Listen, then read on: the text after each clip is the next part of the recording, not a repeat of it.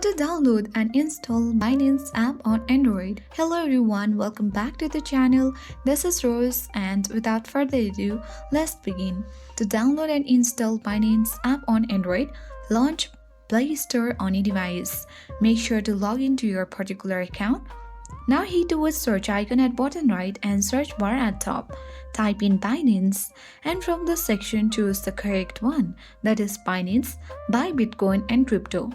Now tap on the application and tap on install button. Depending on your internet connection and the storage you have, it'll take a few time to download and install on your device. Once it has been installed, to launch the app you can tap on open button and access Binance app. Or simply, you can access the application through your home screen as well.